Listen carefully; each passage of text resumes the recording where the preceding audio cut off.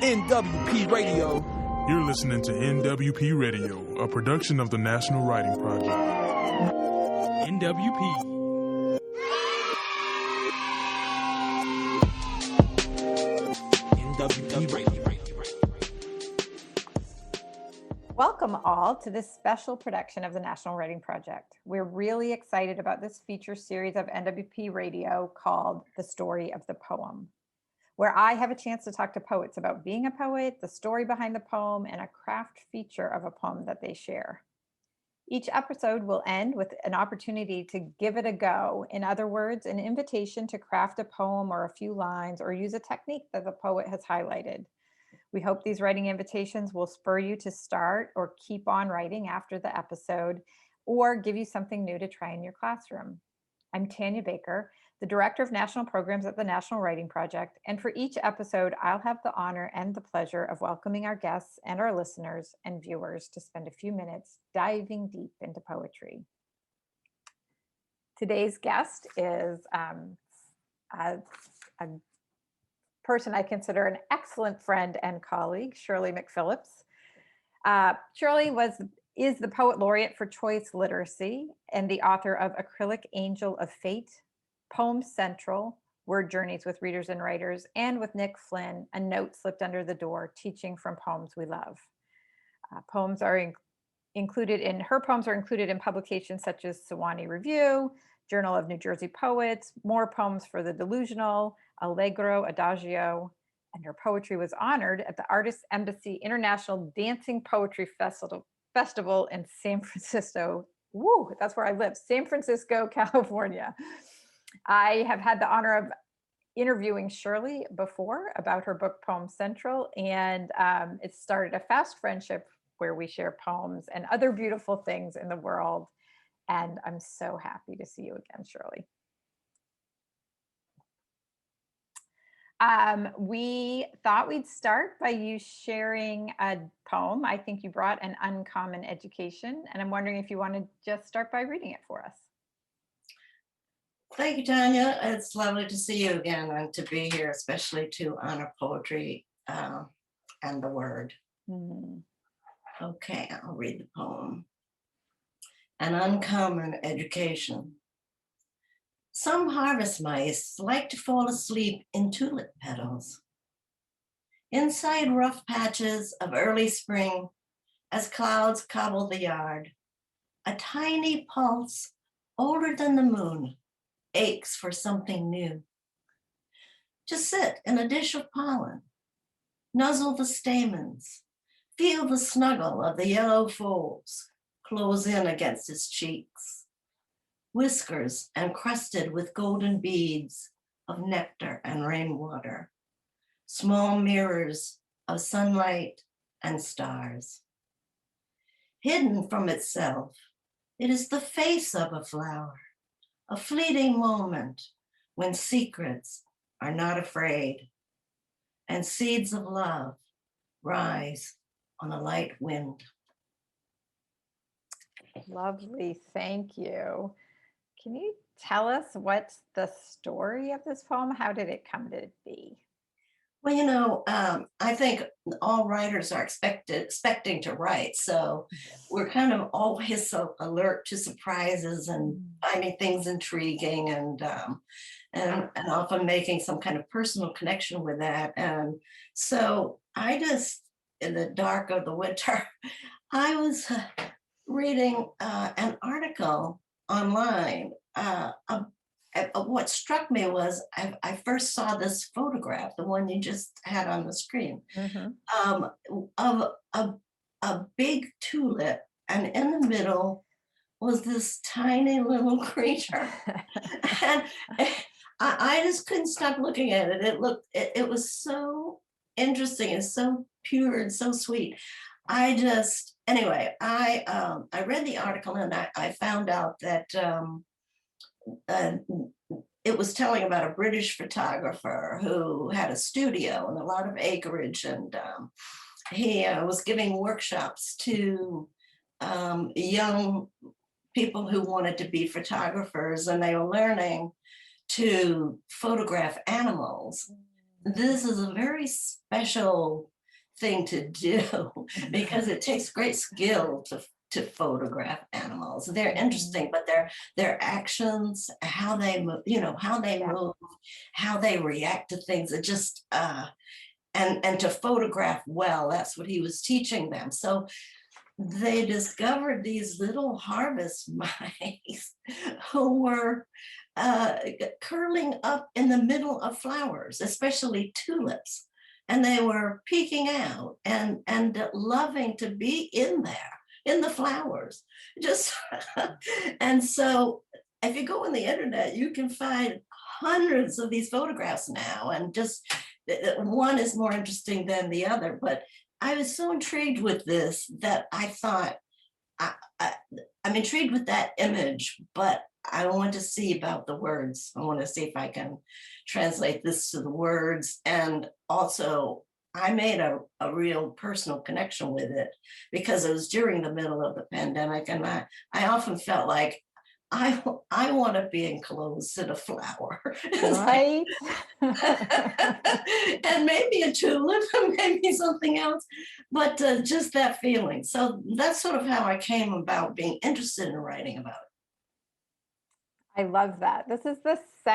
You are the second poet who, in this series, who's talked about a kind of a research component to writing poems. And I think a lot of times what young people are exposed to in school when they do poetry writing is a kind of write what you know or write about your feelings. And this idea that you could be captured by something you don't know about and then learn about it and then write about it is part of a poetry writing process, I think could be really opening to young people. Mm-hmm. Well, really, it is about feelings, but it's not about writing about feelings. It's about feeling. Right. And so,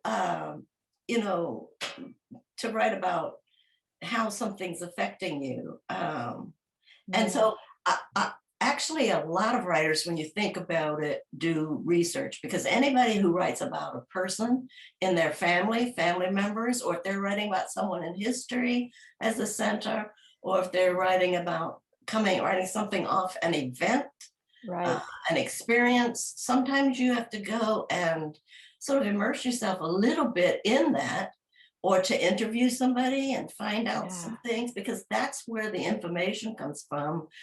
And the feeling comes from. You begin to feel close to this topic. I'm thinking of Natasha Trethewey and all her work over the few years that she has done, and immense research. I just read something by her recently, like last week. Yeah. Yes.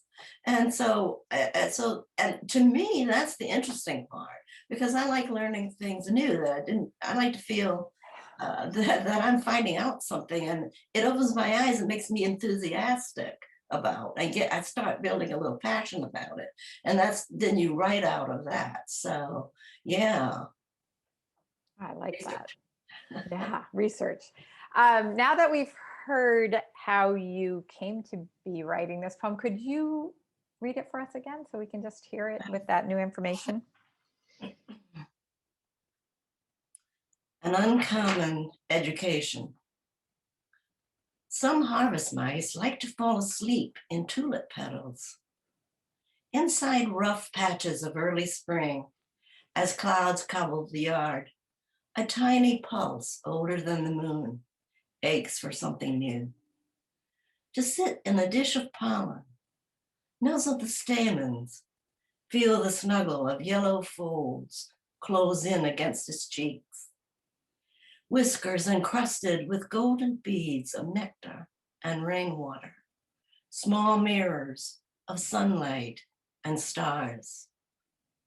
Hidden from itself, it is the face of a flower, a fleeting moment when secrets are not afraid and seeds of love rise on a light wind. Yeah, I'm really captured in this reading by two things. One is how you do kind of help me imagine what it might feel like to be that mouse snuggled into the flower, but also what I might be desiring as comfort at this moment, and how you've used this image to help me think about that. So, Shirley, one of the things we're asking people on this show is, how do you think, what might a new poet learn from the way that you put this poem together? What is a craft lesson that we might take from looking at this poem and how you put it together? Well, I think in this poem and in a lot of my poems, my poems tend to be carried on sound. I'm attuned to sound, to the music of language. And I think I got that growing up with music, actually. And there's something about the music that happens when you put certain combinations of words next to one another, and that might not happen if you worded it another way. So a lot of writing poems is about word choice, because we write with, unless we're writing a long saga or something, we're writing with a handful of words. So words have to count. They carry a heavy weight in a poem. So you can't be too casual about it. You have to, you're choosing the words, and not necessarily in drafting at first, or putting, getting your thoughts out, and you're not paying so much attention perhaps at that point, but as you go and you keep reading it, and I recommend reading aloud quite often, because that way you're hearing the sound, and you can, when you become practiced at reading poems or hearing language, you can sort of, I'm always asking myself, does that sound right? Does that sound, or if it doesn't, like it's jarring to me, like it doesn't sound right, and I know I have to make a word choice, but then what takes me to what choice? Like, what choices do I have to make? Yeah. Well, if we're dealing with sound, I'm just going to pick one thing. There's so many things to think about. There's so many tools in the poet's toolbox, but I'm just going to talk about alliteration, consonants and assonance, which most of us know about alliteration. We've been taught that since grade school. Right.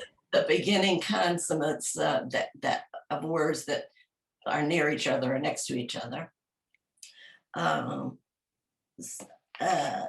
So, like in my poem, Clouds Cobble, for example, or Flower Fleeting, those are alliterative. I think that though I want to move it to consonants and assonance, which is, consonants is dealing with consonants, but not just repetition at the beginning, at the initial parts of the words, but moves inside into the interior of words and across words, across lines, even across stanzas. And so you get a repetition of the initial and the interior sounds. In this poem, Sleep, Tulip, Petals, okay, you get the p sound. That's an explosive sound, but it's at the end, the sound at the end of sleep, and at the end of tulip, but at the beginning of petals. So you're still getting this repetition throughout, and not that they're side by side, they can occur, but that they're there someplace, and it begins to move from one to the other with those, and you'll start to hear that. And then assonance is a repetition of the vowel sounds. Notice that I'm not saying the letters, I'm saying the sounds, because certain vowels are spelled different ways. So we're not talking about repeating A, E, I, O, U. We're talking about the sounds that vowels make. Right. And so and these don't occur like at the end of lines necessarily. I guess they could, but they also move into the interior of the lines. And in that case, we call those near rhymes. Right. for example, in this poem, yellow folds close. So it says, feel the snuggle of yellow folds close in against his cheeks. So you hear how that O Yes, moves right on to the next line. it does indeed. And that makes it flow, that takes it somewhere. And if I were to look more, it could even, that O sound, it could even be a flow even further into other stanzas, but right there you can hear it. Also the vowel, that short vowel, hidden itself is, those are very close together. Hidden from itself, it is the face. Hear that? Yes. So that short I sound, sort of moving that line along. Also fleeting, secrets, a flower, a fleeting moment when secrets, fleeting moment when secrets, that repetition of that long E sound. So those are some of the examples. And if I wasn't aware of it in drafting, I would be as I go along, because then I will not like how it sounds, and I will look for some consonants or some assonance, and I'll do something about it. I'll make a word choice, or I'll place it in a certain way. That's very nice, Shirley. Thank you. And I think one of the most helpful things you might have said is, I make a choice, but how do I make a choice? On what basis? Because I think we say that a lot to kids, like, make some word choice. But, and they say, well, I did make a word choice. I wrote down some words that I chose. Right. So this idea that there are frameworks for thinking like a poet that you could apply to a draft in progress and ask yourself, is it clunky? What does it sound like? What tool do I have to improve that sound? That's really lovely. You've pulled out some examples for us, but I would love to ask you to read the poem again so we can hear it all together. Okay. Oh, by the way, the title even has some of this in it. An Uncommon Education.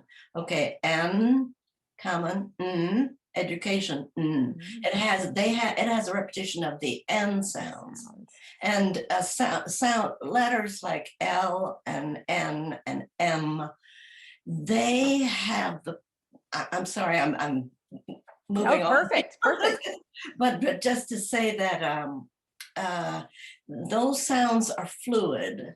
And L, I think I remember the quote, a rock is not a stone, which Mary Oliver said, a rock is not a stone. And that's a very helpful, I think students understand this, like rock and stone mean the same thing, but rock, the sounds in that are abrupt and sharp. And so when you say rock, it comes to an end abruptly. When you say stone, you have a breath with the S sound.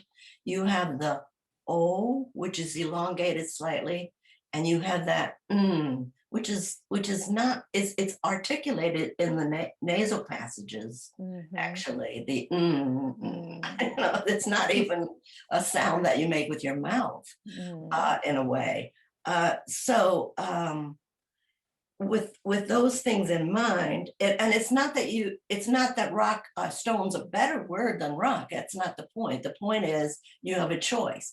And maybe your poem, you had this mood of angularity and abruptness and sharpness that a rock has, and that's a perfect word for what you're doing. Right. And it may be a more lyrical word like stone is appropriate in another tone that you're trying to achieve. So, an uncommon education. Some harvest mice like to fall asleep in tulip petals. Inside rough patches of early spring, as cows cobble the yard, a tiny pulse, older than the moon, aches for something new. To sit in a dish of pollen, nuzzle the stamens, Feel the snuggle of yellow folds close in against its cheeks, whiskers encrusted with golden beads of nectar and rainwater, small mirrors of sunlight and stars. Hidden from itself, it is the face of a flower, a fleeting moment when secrets are not afraid and seeds of love rise on a light wind.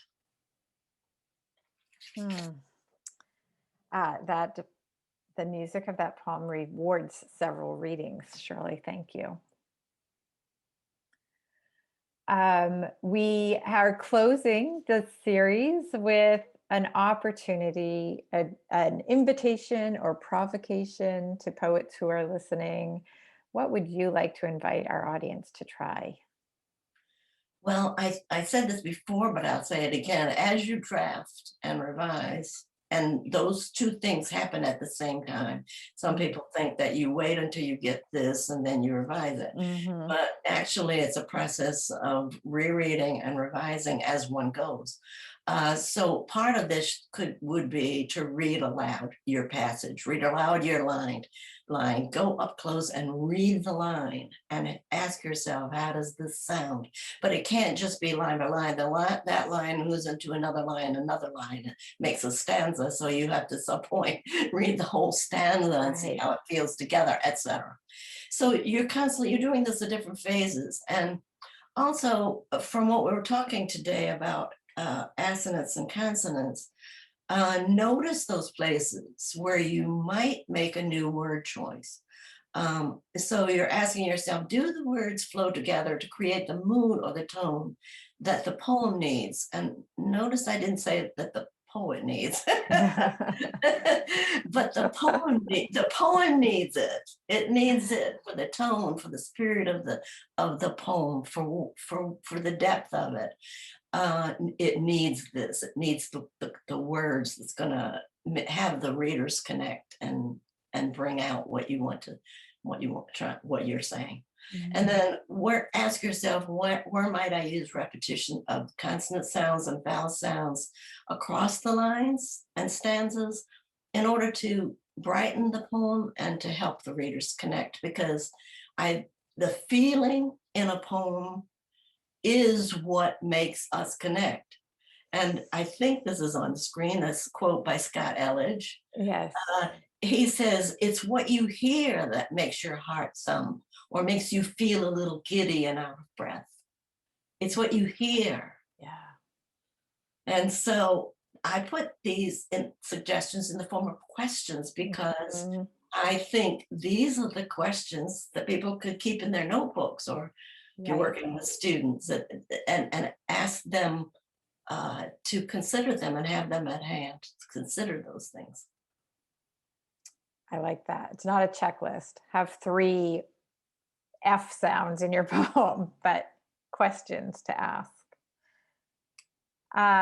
Shirley, thank you. It's always a pleasure to see you and to hear you, and especially when we're talking about music or poetry and what makes it work.